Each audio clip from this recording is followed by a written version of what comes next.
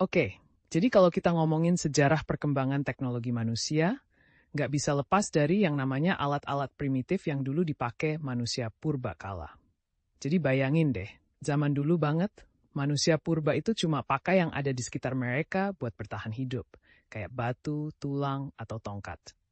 Nah, salah satu alat penting yang mereka gunakan pertama kali itu adalah alat batu. Gampangnya, mereka bikin alat dari batu yang dipecah biar tajam dan dipakai buat berbagai hal, kayak berburu, memotong, atau bahkan memproses makanan. Jadi bayangin aja, manusia purba itu mungkin kayak lagi main puzzle besar nyusun batu biar jadi alat yang berguna.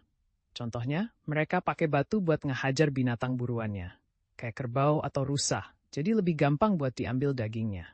Bahkan batu-batu tajam ini juga mereka pakai buat belah tulang binatang, buat ngambil sumsum dan isi lainnya yang mereka anggap penting buat hidup.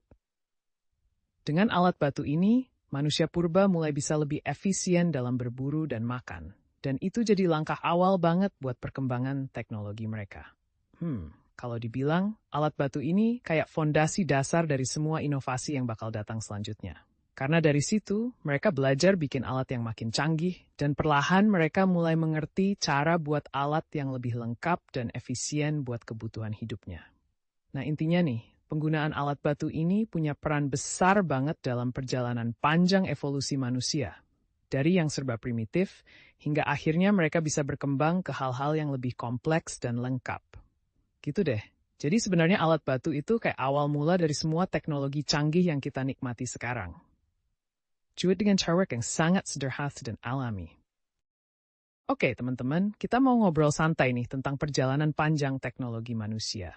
Jadi bayangin ya, dulu banget zaman manusia purba, mereka mulai ngasih bentuk ke alat-alatnya dari batu, kayu, dan tulang. Tapi seiring berjalannya waktu, manusia nggak cuma berhenti di situ aja. Mereka mulai belajar untuk memoles dan membentuk logam kayak perunggu dan besi yang jauh lebih kuat dan tahan lama. Nah, ini tuh jadi langkah penting banget karena logam ini bikin alat jadi lebih efisien buat berburu, bertani, apalagi bikin alat rumah tangga. Tapi yang keren lagi, ada satu inovasi yang benar-benar ngubah hidup manusia zaman dulu, yaitu penemuan roda.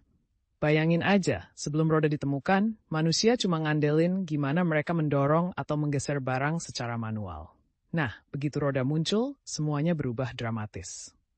Roda ini memudahkan transportasi dan gak cuma buat kereta dorong aja, tapi juga buat mesin-mesin sederhana yang kemudian jadi dasar teknologi lainnya. Jadi dari alat logam yang kuat sampai roda yang inovatif, keduanya tuh nyumbang